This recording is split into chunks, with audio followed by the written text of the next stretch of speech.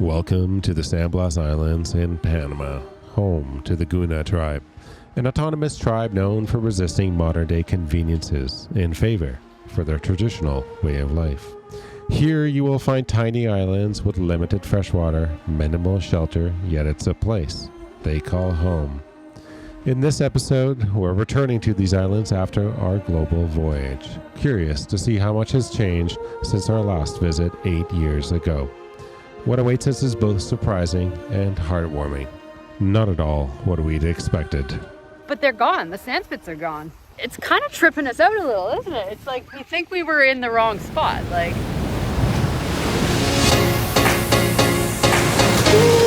I'm Ben. That's Ashley. Together, we did the unimaginable. We sold everything and then set off on a mission to sail around the world. Civilization. See you later. Fishing competition, man. I think I win. This is going to be awesome. After 38 countries, over 40,000 nautical miles, and welcoming 2 kids along the way, we are on our second lap around the world. It's definitely harder cruising with kids, but it's really rewarding and it's been a lot of fun having them along for the ride. And that's what this is all about. Meeting people, seeing beautiful places, and the beautiful world that we live in. Subscribe to follow the adventure as we live a life at sea. I have no idea what's going to happen.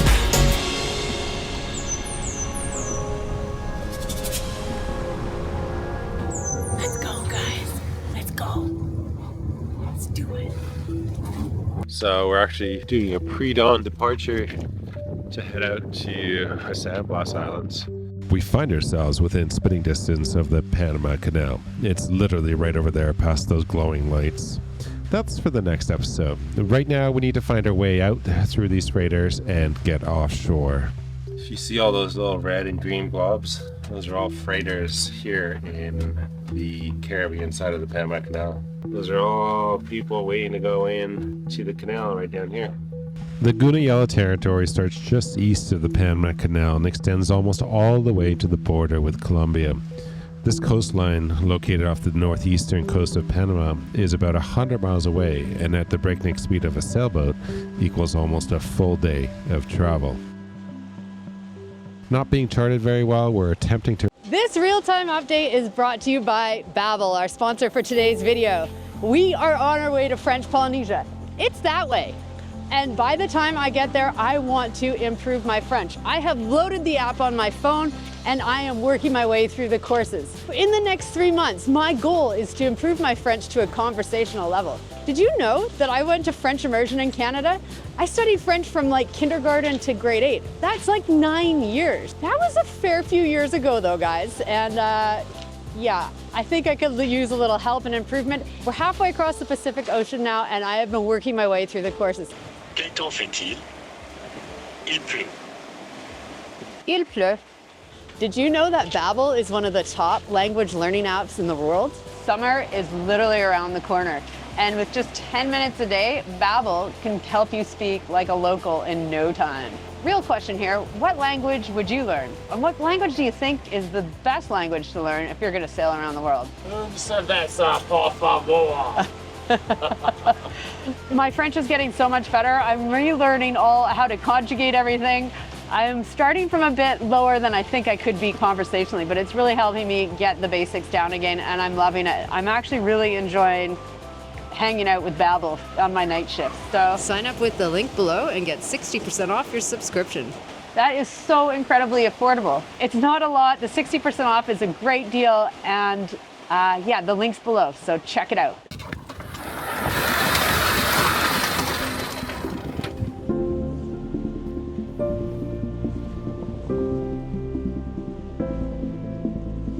We just landed in this beautiful spot, but our anchor's not holding. We're gonna hit the reef, but you guys, this is stunning here. This was my favorite spot, but it's different, it's changed.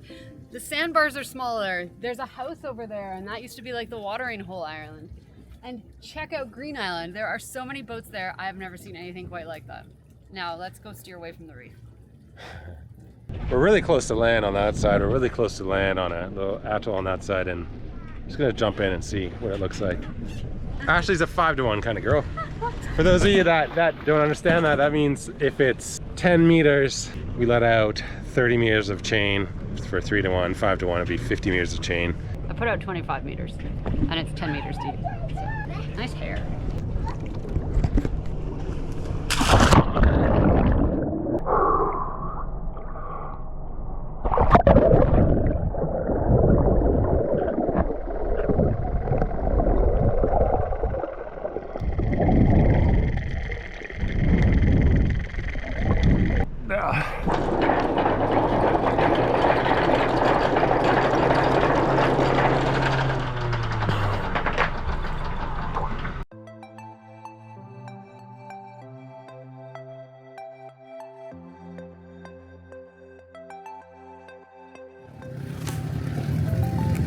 How beautiful is this, eh? This'll do. Beautiful, man. We're lucky to be here. Worth the trek. Worth the trek.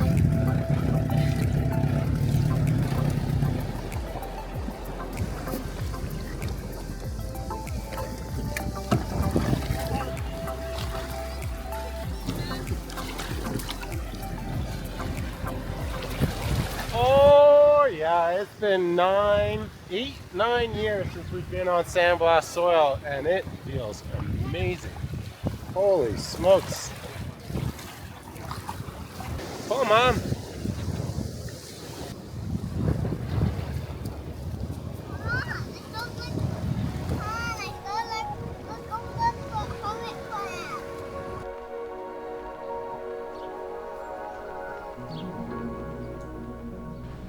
This little corner of the world has a special place in our hearts.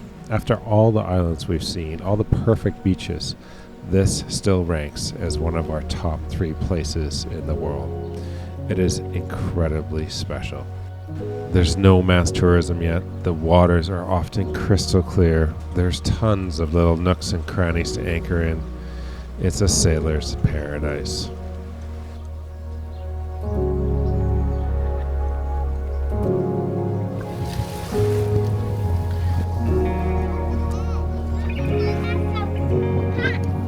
It is a massive function. Someone's eating it.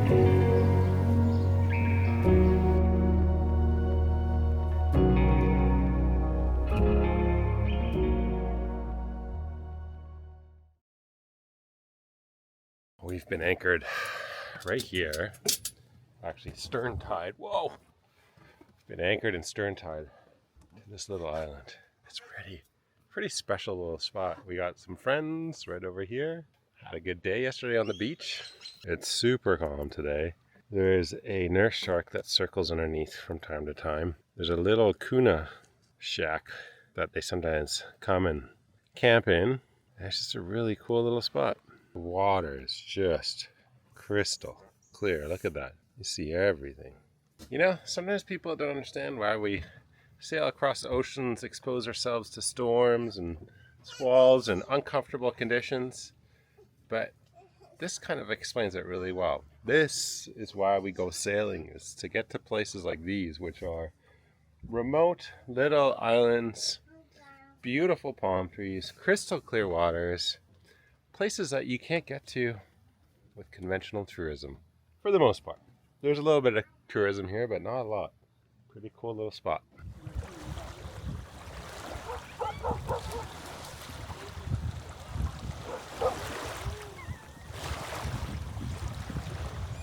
So this is one of the probably more modern Kuna villages. They're still building them out of sticks, the houses, but they have tin roofs. Some of the villages we've been to, they have widescreen flat TVs and satellite dishes all over the outside. This one is, well, it's more modern, but it's still a bit traditional. You can see evidence of obviously modern times with LED lights and solar panels on the roofs, but it's still pretty beautiful and clean and, yeah, quaint, peaceful in these villages. I mean, all you hear is the rustling of the leaves, palm leaves, and occasional birds. See myself living here. Water from a source on another island, probably. Some of these islands have watering holes in the middle of them. But yeah, it's a beautiful little spot. Today, we're just buying some molas from the lady here. They're their traditional embroidery that they sell. So these molas aren't just fabrics. They're stories woven by the skilled hands of the Guna women. Each piece is a colorful blend of art and storytelling, often featuring animals and mythological scenes. Sounds like a butterfly, Mom. They're beautiful. And sea turtle. And a sea turtle. Oh, traditional. The crazy thing is that these molas cost us $10 8 years ago. They're still $10 today. They're very beautiful. Do you want to see? Do you like the red and blue one or the yellow and orange one? So some things are very much staying the same in the sandblast, while other things are evolving, as we'll see. Oh, that's beautiful.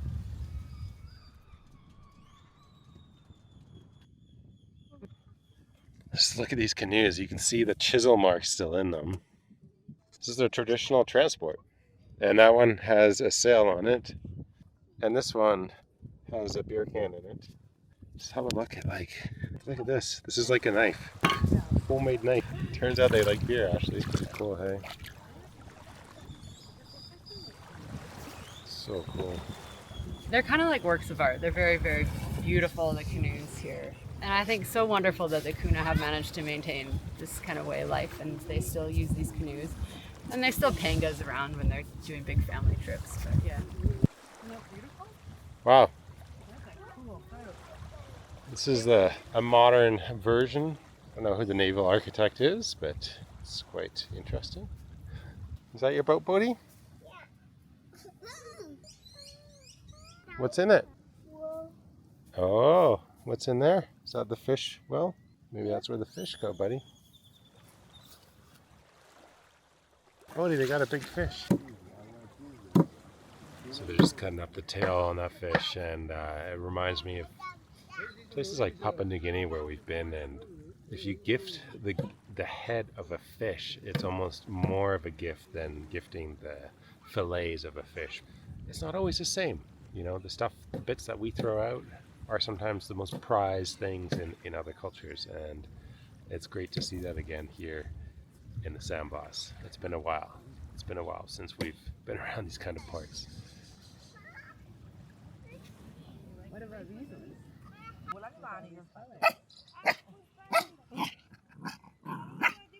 She's selling these, Willa, so if you find one you like, you can buy one. Do you like any of them? This is really the first stop on our second circumnavigation, and one of the first places where we're showing our kids a culture that we've already experienced. It's really rewarding in the sense that we're able to see things through their eyes, their non-judgmental, excited selves. I mean, they're stoked about molas and bracelets. They're stoked about nature and sharks and dolphins. And what we're quickly finding is that kids are the ultimate ambassadors of breaking down barriers and building connections with their open hearts and minds. Or is that a happy girl? Let me see. Wow. Those look amazing. And you got one too? Whoa, buddy. You guys are all decked out. Mom, now it's Mom's toy now. It's been about 7-8 years since we've last been here, and I mean, we've only been to a couple islands so far, but in general, I'd say the Kuna, when we were here last time, were mostly just selling the molas. And now they seem to be a bit more entrepreneurial, and they're selling to the cruisers with dinners and barbecues and tours, and yeah, they've just kind of opened up their repertoire of what they offer over the last 7-8 years. Oh, did you guys find a hermit crab? Yeah, no, I want to put on this. The sandblast is one of those places that is just stunning. We're very privileged to get to visit the Guna and visit the Kuna, and and get to see the way of life that the people here still live. It's really, really cool, and it is truly, truly paradise. I found another one. Fantastic. Let's go back to the dinghy. Willa was getting so upset because I promised her that she'd be able to find a bracelet here with the Guna ladies, and at first we couldn't find them. So we've had success, and she is properly decked out. Did you get one, Ben? Nope. They're for ladies only, but Bodhi did partake. They keep asking if Bodhi's a niña, which means girl. I think it's pretty uncommon for the boys to get the bracelets here. Even the young girls aren't wearing them, so it's more of a traditional thing. So anyway. So we just looked at our old pictures, and we were here 7 years ago. This was a huge little sand spit. There's actually a Guna house on here. We bought a lot of moas here. I don't know if the sea levels are rising or more storms or what, but it's definitely... The islands are becoming smaller in the sandblast by a large margin. Like, this is half as big as it was 7 years ago. It's obviously just eroding here. This guy's not going to survive, but look at all the other palm trees. And I'm saying to Ashley, I feel like I'm starting to sound like an old person. Like, it's not as good as it once was. Is that a country song? Yeah. I'm not as good as I was. Over here there was a sand spit, and in the hollandaise there were several sand spits that I kited off of. There's no kiting allowed in the Guna anymore, but they're gone. The sand spits are gone. It's kind of tripping us out a little, isn't it? It's like we think we were in the wrong spot. Like, we feel like maybe we've like not anchored here before and we're totally in the wrong area. So I think this was part of the island. Like, the stumps is just submerged. So you just see a few stumps in that watering can thing left. We were able to pull up some satellite imagery of this island using Bing maps, and you can clearly see that this is the same island if you reference the coral structure on the north side. It's identical, but the island is mostly gone now, whereas it used to have huts and a palm tree and some green red roofs building on it. We asked some other cruisers, and they confirmed that this island sort of disappeared in the last year or two. When you start to look around a little bit more, you start to see a lot of fallen palm trees on many of the islands. There's a lot of palm trees underwater. Each of these palm trees takes about 5 to 10 years to grow to maturity, so that gives you a bit of a time scale. And then when you Google it, it actually says online many of the Guna Islands could become uninhabitable in the next few decades. And communities like the Guna will be forced to consider significant cultural and geographical shifts in order to survive. Anyways, interesting little side note of how quickly things change when you sail around the world twice. It seems strange to us, but to everyone else, it just seems like amazingly stunning and beautiful, and it still is. It really is such an amazing place. We love it here, and we're so grateful to get to see it again, even just for a short time.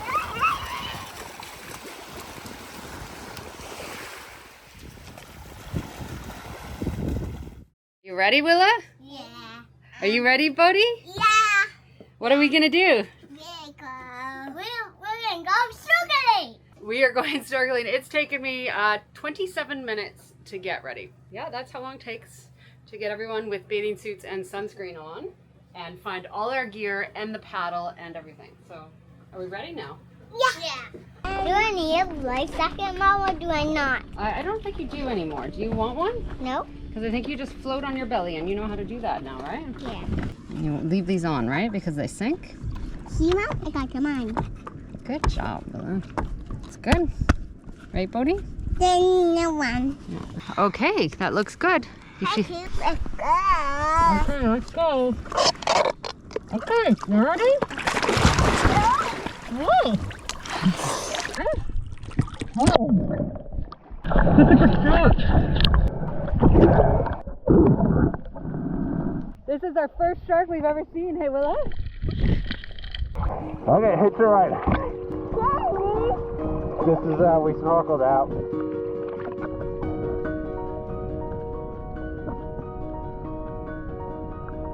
Life moves pretty fast. We snorkeled for the first time as a family 7 months back. Things are progressing. Now we're able to leave them on the surface for a few minutes while we look for lobster or hunt fish.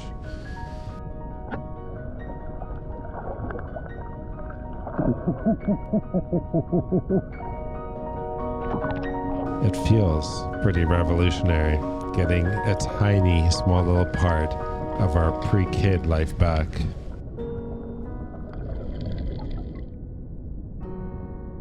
Soon, we'll hopefully have them down here with us, spotting lobsters, shooting fish, scavenging for their next meal.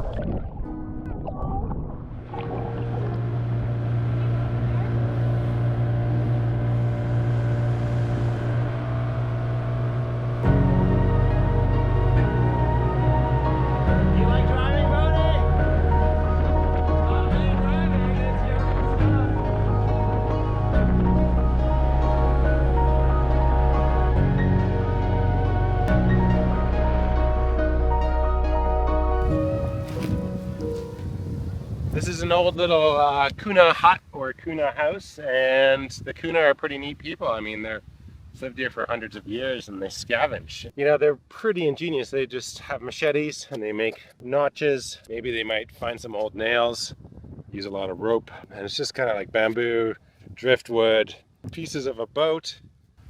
Obviously this one is dysfunctional. For the most part, the traditional families still don't have outboards. A lot of them are becoming a lot more savvy in terms of getting tourists out here and tapping into the tourist trade. So there are lots of Guna with outboards and pangas, but a lot of them are still in dugout canoes, and they're still, you know, paddling around and fishing and just generally live off the land. It's pretty neat. They have fish traps out there. They sometimes fish with line. Yeah, just a really plentiful area, kind of like the First Nations lived in on the west coast of Canada. It was super plentiful. I mean, there's so much fish and resources there. It's kind of like that here, but tropical version of that. Cool to see that they've, for the most part, not completely lost their way of life.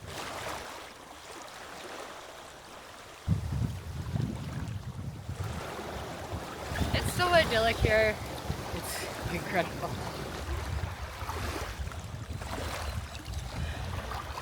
Oh, I'm allowed to take selfies? Hey, Bodhi, where's Bodhi? There's Bodhi! Hey, Willa, look at the camera!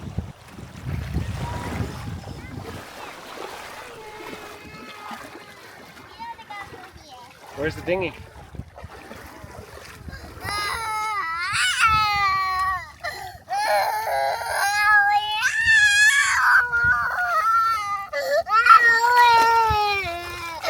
There's YouTube clickbait. And then there's reality. Did you wake up at 5 a.m.? Yeah. I think it's nap time. Is it nap time? Okay. Come on, let's go home. I'm just going to jump in here really quickly and just mention the fact that we are actually halfway to French Polynesia. We're in the middle of the Pacific. I think the closest bit of civilization right now is right above us, namely the space station. So we're sharing a lot of information and a lot of updates on Patreon. And if you're not aware, it's a place where it's kind of behind closed doors, where we get to share stuff that's a little less polished, a little different format. For example, we have a live tracking map where we put updates. We have live video updates. We're gonna do a live stream there in the coming days. Yes, a live stream while we're out here using our Starlink. It's a really cool spot. If you're interested in that, you can join for as little as $2 a video. If that's too much, you can adjust your pledge to be even less than that. Lots of info, lots of content there. It's a place where we get to say thank you to our most loyal supporters, our biggest supporters. If you're not into that, that's cool. We'll see you next time. Otherwise, see you on Patreon. That live stream is gonna be fun. You want lobster, Ash?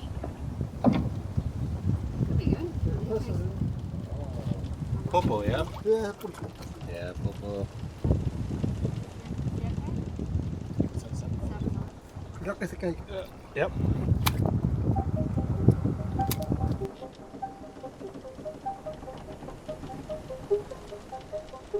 Change is inevitable as tourism reaches every corner of the world.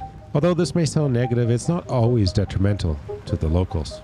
This particular story is intriguing because many of the Guna people have had to relocate to Panama City. Some have taken up new jobs and professions while others continue their traditional crafts but sell to the larger markets on downtown streets.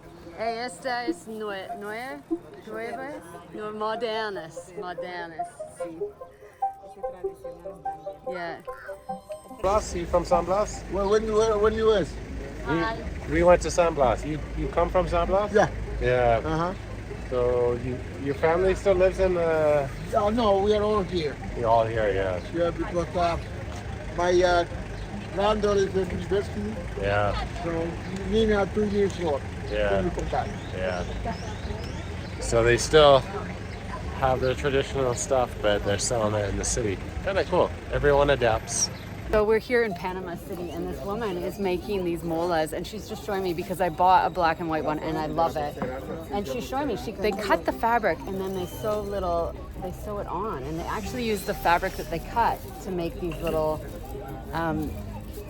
little strings and everything. And it is so cool how it's done.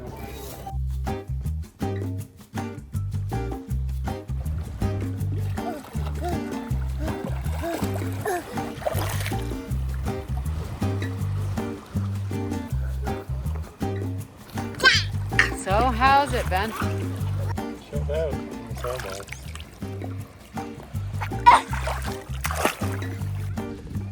Back out here in the islands, there's various entrepreneurs making some changes. The owner of this restaurant, a local Guna, is bringing back his extended family from Panama City by creating jobs for them with this restaurant. Well, what do you think of this? The food is fantastic. He's catering to backpackers and sailors alike. It's perhaps one of the best examples of a harmonious relationship between tourism and local life that we've seen so far. It's the first course of the 3-course meal, and the first course is ceviche. This is top notch. Like, it tastes good. I love ceviche. Gotta open a restaurant in San Blas someday. You have to be Guna. Anyway, we're pretty starved. We got dolphins tonight. Come get our dinner. There it is.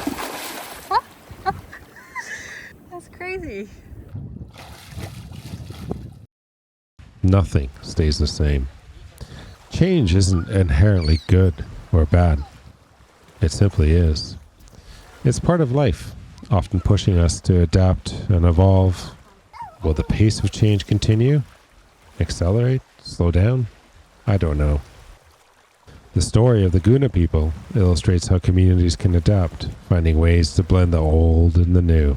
The only thing certain for us is to keep exploring, to keep sailing, and to keep seeing while we can still see. The world is a beautiful place. He's up here. Come on in. You got 10 seconds, Dad.